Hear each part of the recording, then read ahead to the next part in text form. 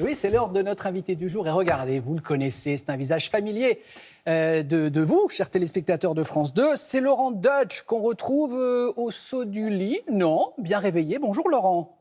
Non, ça fait 4 heures que je suis levé. Ça va, Pinocchio? Tous les matins. Bon, Laurent, Tous les matins, j'attaque à 5 heures. pourquoi on vous a invité ce matin? Parce qu'on vous aime bien, évidemment. Et puis parce qu'on va vous retrouver ce soir sur France 2, évidemment, 21h05, aux côtés de Stéphane Bern pour un Laissez-vous guider sur les pas de Napoléon. Alors, Laurent, 200 ans après sa mort, Napoléon reste un personnage historique très controversé qui déchaîne toujours autant les passions. Comment vous l'expliquez, vous? Mais tout simplement parce que c'est le Français le plus connu au monde. La première personne qui vient à l'esprit de quelqu'un qui habite en Corée, au Japon ou aux États-Unis ou aux Antilles, c'est Napoléon. C'est le personnage le plus célèbre de notre histoire. C'est celui qui a fait l'histoire de France pendant une vingtaine d'années. Et quelle période! C'est lui qui a mis fin à la Révolution et qui a préparé la mise en place de cette époque moderne dans laquelle on est toujours. Hein. Il a préparé la France moderne. Il a eu un destin incroyable. Alors oui, c'est un personnage qui est aujourd'hui très, très controversé, mais en tout cas, d'abord, quel personnage de roman, quel personnage historique intéressant. Quand on est acteur, on ne peut pas ne pas avoir envie de le jouer, mais de l'incarner, par exemple. Donc, c'est un personnage dont il fallait parler, puisque c'est les 200 ans de sa mort, et il est incontournable de notre histoire. Si on vous le proposait, l'incarner, vous seriez partant, vous? Ouais, ça se refuse pas? En tout cas, j'ai la taille. Vous mesurez combien, Laurent? 1m70. Je crois que je suis même un petit peu plus grand. Ah, vous êtes trop grand pour faire Napoléon. Faudrait que je triche. Ce serait pas rare. Ça serait drôle. Bon, allez, petit extrait de ce qui vous attend ce soir, 21h05 sur France 2. Donc, on vous retrouve aux côtés de Stéphane Bern. Regardez.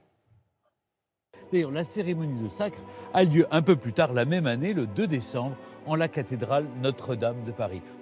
C'est une scène très célèbre qui a été représentée sur un tableau qui est au Louvre, la scène du sacre. Bah oui, je le connais ce tableau. Il y en a une copie au château de Versailles. C'est le tableau de David. Tout le monde le connaît ce tableau. Il est même dans les livres d'histoire. Alors, oui. Stéphane?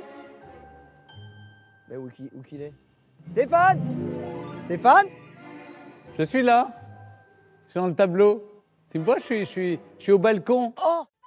Oh, c'est pas vrai, mais comment t'as fait ça? Bah, comme ça, Mais qu'est-ce- je peux assister à la cérémonie aux Ah, premières c'est loges. fou, ça. Ça doit être un tournage très sympathique avec Stéphane, hein, Laurent. Ouais. Là, vous êtes deux passionnés Et puis, ensemble. Hein. maintenant, Stéphane qui a des nouveaux pouvoirs, hein, comme vous l'avez vu, maintenant c'est devenu Harry Potter. Il arrive même à rentrer dans les tableaux. Ouais, on s'entend très bien parce que Stéphane est un animateur au sens vraiment noble du terme, à savoir que c'est quelqu'un qui sait mettre en valeur ses invités. Et avec lui, je suis en parfaite sécurité pour raconter des choses, pour partir un peu dans tous les sens. Comme vous le voyez, moi je suis plutôt le mal coiffé du groupe. Et lui est toujours là pour encadrer. En plus, il a une vraie connaissance de Napoléon et d'histoire en général. Donc avec lui, je suis comme dans un bain chaud. Ouais, et puis Stéphane Bern, capillairement parlant, c'est parfait. Il n'y a pas une mèche qui dépasse, c'est parfait. Hein. Irréprochable, irréprochable. Alors, la force de ce programme, Laurent, évidemment, ce sont les reconstitutions en 3D qui sont vraiment spectaculaires. Et on va découvrir donc ce soir des lieux qui ont disparu, mais des lieux qui ont jalonné le parcours de Napoléon. Lesquels, par exemple? Alors, il y en a un, moi, qui va toujours manquer. Je pense que ceux qui aiment Paris, qui s'intéressent à Paris, seront ravis de le retrouver. C'est le palais du roi de Rome. Moi, on en a toujours parlé quand on disait, voilà, Napoléon sur la plaine de Chaillot, en face de la Tour Eiffel. Il a voulu créer Versailles en plein Paris, digne de tous les monarques étrangers qui l'environnaient. Il a voulu lui aussi son palais au cœur de Paris. Et ce palais du roi de Rome ne verra jamais le jour. Mais grâce à France Télévisions et grâce à cette émission de ce soir, vous pourrez voir à quoi il ressemblait. Et c'était prodigieux. On en a un tout petit reste avec le palais du Trocadéro, mais vous pouvez déjà vous figurer les dimensions, quoi. C'était totalement grandiose et très impressionnant. Est-ce qu'on peut dire, Laurent, qu'il y a eu plusieurs Napoléons? Le Napoléon de la Révolution, de l'Empire et de l'exil. Est-ce qu'on fait une distinction, selon vous? Est-ce qu'on doit la faire, cette distinction? Oui, bien sûr, parce que de toute façon, évidemment, les époques ont fait, le destin ont fait, et les événements de l'histoire ont fait que Napoléon a dû indexer la manière de gouverner, de diriger, de voir le monde. Mais ce qui n'a pas bougé, en gros, c'est la confiance qu'il avait en lui, certainement un peu excessive. C'est d'ailleurs certainement ce qui va le perdre. Mais c'est quelqu'un qui croyait en son destin, qui croyait en son étoile. Et effectivement, il a renversé des montagnes. Donc c'est pour ça que je disais de lui, on peut l'adorer, on peut le détester, mais il reste passionnant. Et quelle dimension, c'était littéralement un géant, et ça, même ceux qui le détestent le reconnaissent, il était extraordinaire. Donc il faut en parler, et c'est nécessaire de vous en rendre compte, et Et grâce à l'émission de ce soir, vous pourrez juger sur pièce. On peut, vous faites bien le teaser, vous êtes fort, hein, franchement, à 8h13.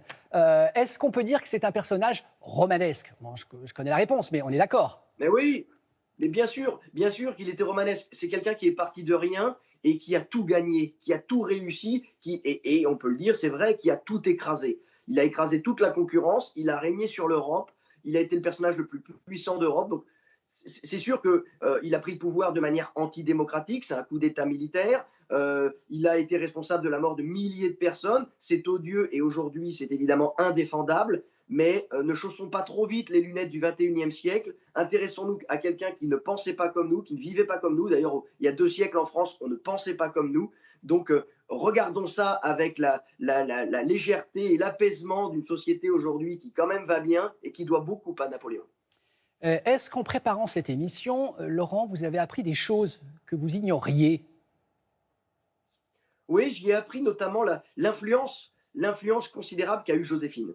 Je voyais ça comme son histoire Joséphine de d'amour, Beauharnais. comme celle qui va l'accompagner. Joséphine de Beauharnais, ouais. Elle était vraiment un personnage politique de premier plan à la fin de la Révolution, au sortir de la Révolution, pendant une période qu'on a appelée les Thermidoriens notamment.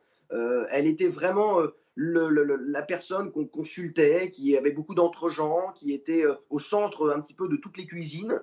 Et si Napoléon a pu évoluer favorablement en politique, c'est grâce à elle. C'est elle qui va miser sur lui, et lui va miser sur elle aussi. Et ensemble, ils vont conquérir, et lui va pouvoir conquérir le pouvoir. Mais elle y est pour beaucoup.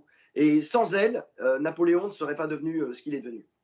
Bon, on revient en 2021. Comment vous vivez, Laurent? Je vous pose cette question, la période vraiment particulière qu'on vit en ce moment, en tant qu'artiste. Comme tous les acteurs de mon secteur, comme tous les comédiens pour qui le public est essentiel. Nous, on n'est peut-être pas essentiel, mais le public, pour nous, c'est essentiel. Donc ça nous manque, c'est effroyable. Heureusement, moi, personnellement, j'ai pu faire cette émission avec Stéphane Bern, donc j'arrive un petit peu à m'exprimer. J'arrive aussi à m'exprimer sur le digital, parce que j'ai créé une chaîne YouTube où je raconte des histoires sur les villes de France. Mais pour le reste, le spectacle vivant, la rencontre avec le public, les sorties au cinéma qu'on vit, il y a un embouteillage incroyable. Vous savez, il y a des acteurs qui ont 5 ou 6 films qui ne sont pas sortis. Et c'est effroyable, mais voilà, il faut, comme on l'entend et comme on le voit sur les panneaux d'autoroute, il faut tenir ensemble. Il y a quelque chose de catastrophique qu'on ne maîtrise pas vraiment, et donc il faut tous s'y mettre pour arriver à en sortir le plus tôt possible. Donc la lumière est bientôt au bout, et comme dirait Jean Castex, à compter de 15 jours. Voilà, allez, tenons encore 15 jours. Il est même imitateur. Merci beaucoup, Laurent. Bon, allez, je rappelle, donc 21h. Pour une durée de 15 jours. Merci beaucoup. Je vais appeler Laurent Gérard parce qu'il a de la concurrence avec vous. Donc, c'est ce soir 21h05 sur France 2. Laissez-vous guider. Et puis à 23h05, en attendant son ouverture, Stéphane Bern nous invitera dans les coulisses de la plus grande exposition jamais produite sur Napoléon, événement organisé à la Grande Halle de la Villette en partenariat avec France Inter, qui sort demain son podcast consacré à l'homme qui ne meurt jamais. Merci Laurent, bonne journée.